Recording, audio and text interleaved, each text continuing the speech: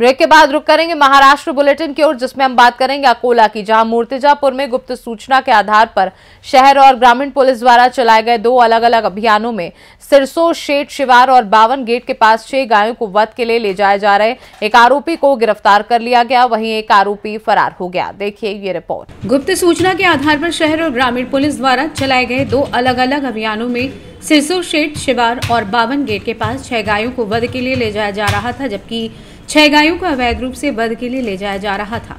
गुरुवार दोपहर एक आरोपी को गिरफ्तार कर लिया गया और एक आरोपी फरार हो गया।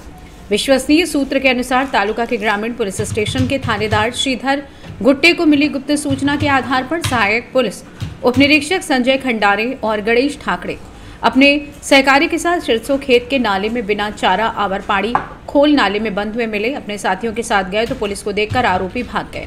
उन्होंने 4 गायों को बेरहमी से बांध दिया, जबकि दूसरी कार्यवाही थानेदार अजीत जाधव, उप निरीक्षक आशीष शिंदे, अमलदार सुरेश पांडे, नंदकिशोर टीकर, महिला पुलिस अलीशा कांबले ने की।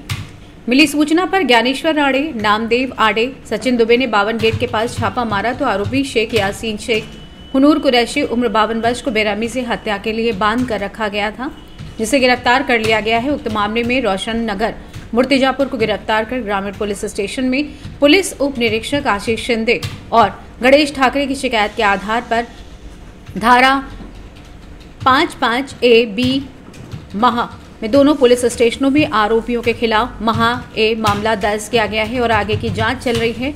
हिरासत में ली गई 6 गायों को बाबा गौरव संस्था को सौंप दिया गया है। अकोला से कैमरा पर्सन नरेंद्र वाढोनकर के साथ सी न्यूज संवाददाता धनराज सपकाल की रिपोर्ट। नए साल को लेकर कई श्रद्धालु विभिन्न धार्मिक स्थलों पर जाकर नए साल की शुरुआत कर रहे हैं। वहीं अकोला जिले के मूर्तिजापुर में श्री क्षेत्र सुफलधाम में नए साल के अवसर पर दर्शन के लिए बड़ी संख्या में भक्त उमड़े। देखिए ये रिपोर्ट। नए साल को लेकर कई श्रद्धालु विभिन्न धार्मिक स्थलों पर जाकर नए साल की शुरुआत कर रहे हैं। अकोला जिले के मूर्तिजापुर तालुक में श्री क्षेत्र सुफलधाम में 1 जनवरी 2025 को नए साल के अवसर पर दर्शन के लिए बड़ी संख्या में भक्त उमड़े। पत्रकार बाला साहेब गड़ोरकर ने भक्तों के लिए पूजा स्थल के रूप में जाने जाने वाले श्री क्षेत्र सुफलधाम में विभिन्न धार्मिक कार्यक्रमों और रात्रि भोज का आयोजन किया। नए साल का मतलब है नई आशा, नई आकांक्षा, नया सपना, नया संकल्प, नई जान पहचान, नई भागदौड़, अधूरे सपने को पूरा करने की चाहत के साथ नए साल की शुरुआत। नए साल में हम खुशियों का एहसास करना चाहते हैं। नए साल के मौके पर हमें दुख और निराशा को भूलकर नई शुरुआत करने का मौका मिलता है। इस नए साल की शुरुआत बेहतरीन संदेश भेजकर की जाती है। आज सोशल मीडिया के ज़माने में भले ही वास्तविक मुलाकात ना हो, लेकिन नए साल की शुभकामना संदेश भेजकर दोस्तों, रिश्तेदारों और रिश्तेदारों की यादें ज़रूर ताज़ा हो जाती हैं। हर साल नया साल नई उम्मीदें लेकर आता है और इस मौके पर सभी लोग अपने दोस्तों और रिश्तेदारों को आने वाले नए साल के लिए शुभकामना संदेश भेजते हैं। इस नए साल की शुभकामनाएं 31 दिसंबर से ही शुरू हो जाती हैं। नए साल के स्वागत के लिए संकल्प लिए जाते हैं। अपने दोस्तों और परिवार को आमंत्रित करके नए साल को बड़े उत्साह के साथ मनाया जाता है। इसी के तहत सुफलधाम पिवाशी पंडरी में विभिन्न धार्मिक पूजा अर्चना एवं सहभोज का आयोजन किया गया। इस अवसर पर पत्रकार बाला साहेब गड़ोरकर ने श्री 1008 महंत सुफलदास महाराज की समाधि की विधिवत पूजा और आरती की। इस अवसर पर मूर्तिजापुर, अकोला, अमरावती के भक्तों ने अपनी उपस्थिति दर्ज कराई और देवदर्शन और दोपहर के भोजन का आनंद लिया। महाराष्ट्रात विविध प्रकारे विविध प्रांतांमध्ये असतील एक रूढी कायम आहेत। यामध्ये जर बघितलं प्रामुख्याने विदर्भात एक रूढी पाहायला मिळते, ती म्हणजे पौष महिन्यामध्ये। पौष महिन्याच्या सुरुवातीलाच विदर्भाच्या प्रत्येक गावामध्ये असेल किंवा प्रत्येक तालुक्यात विविध प्रकारे आपल्या आप्तेष्टांसह सहभोजनाची एक जणू प्रथाच या ठिकाणी व्यापलेली आहे। हे सहभोजन आपल्या मित्रमंडळींसह असेल किंवा आप्तेष्टांसह आपल्या ग्रामीण विभागातील एक ग्रामदेवतेजवळ असेल किंवा आपल्या शेतामध्ये करण्याची परंपरा आहे। आज आम्ही आहोत मूर्तिजापूर तालुक्यातील मंडुरा या ठिकाणी एका मंदिरावर आम्ही या ठिकाणी आहोत आणि या बाबत कशा प्रकारे हा एका प्रकारचा सहभोजनाचा कार्यक्रम केला जातो हे आपण जाणून घेणार आहोत। त्याचप्रमाणे या ठिकाणी आपण ज्या ठिकाणी आलेलो आहोत या हिमाडपंथी मंदिरा संदर्भात सुद्धा आपण जाणून घेणार आहोत। माझ्यासोबत आहेत येथील आज ज्या ठिकाणी कार्यक्रम संपन्न होत आहेत अशा या ठिकाणी हे ज्येष्ठ पत्रकार सुद्धा आहेत आणि त्याचप्रमाणे राजकीय विश्लेषक सुद्धा मानले जातात. आपण बाळासाहेब गणोरकर यांच्यासोबत जाणून घेणार आहोत. नमस्कार बाळासाहेब, आपलं सर्वप्रथम भारत 24 तास न्यूज मध्ये स्वागत आहे. मला सांगा, ही जी विदर्भामध्ये लागलेली जी प्रथा आहे, पौष महिन्याच्या सुरुवातीला केल्या जाते आणि या मंदिराची ख्याती मोठ्या प्रमाणात आहे, काय सांगाल या संदर्भात?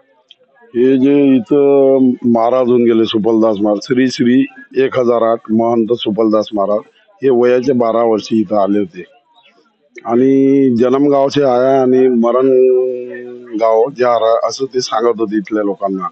आणि त्यांचा जो कार्यकाळ आहे इथला, त्यांनी हे जागा सोडली नाही. आणि या जागेची आख्यायिका अशी आहे की इथं पांडवाचा 1 दिवसाचा वास होता. ज्यावेळेस भ्रमंतीवर होते पांडव अज्ञातवासात, त्यावेळेस 1 दिवस वास होता असं महाराजांनी इथं सांगितलं आहे. आणि महाराजाची जे कारकीर्द होती ते विज्ञानाला धरून होती आणि अंधश्रद्धा कर्मकांड हे कुठेही त्यांनी थारा दिला नाही. आणि यांचा संप्रदाय रामानुज संप्रदाय, रामानुज संप्रदायाचे असल्यानं त्यांनी इथं जे सेवा केली, गोरगरीब भक्तांना जे आशीर्वाद दिले, त्यांच्या आशीर्वादापोटी आज हजारो लोक गुण्या गोविंदांना नांदतात, अशी इथली आख्यायिका आहे.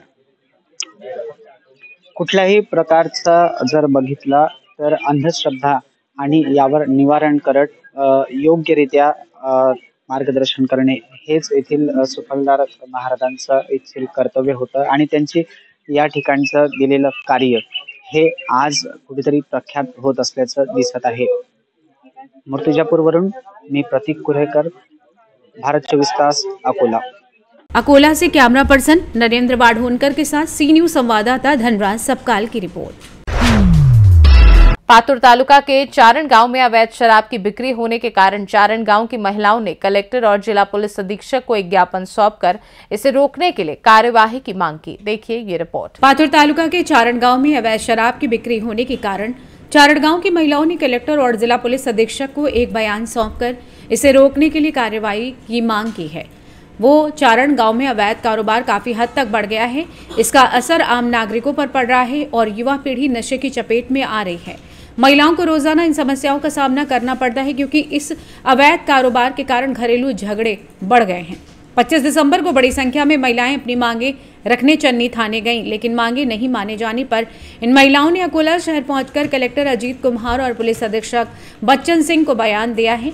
इस अवसर पर सरपंच मेधा देशमुख, संध्या गाडेकर, मायावती इंगले, इंदू सोनोगे, महानंदा इंगले, उज्ज्वला इंगले, बेबी बाई इंगले, सुरताबाई कौटरकर, शालूबाई उपरक्त, अमोलिका इंगले, बेबीलाई इंगले, सुशीलाबाई इंगले, सुषमा इंगले, ज्योति इंगले, सत्यशीला सरदार, वंदना शेलके, उर्मिला पोरे, सीमा देशमुख, कांता दोडके, उज्ज्वला इंगले, तंटा मुक्ति अध्यक्ष अशोक देशमुख, राजेश क्षीरसागर, प्रभाकर इंफले, फकीरा इंगले, प्रवीण सोनावड़े, सुनील इंगले, देवलाल सुल्तानी, धनंजय देशमुख व अन्य उपस्थित थे।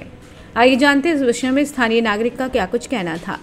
प्रभाकर श्रावणी इंगले, मी चरणगाव येथील रहिवासी आहे।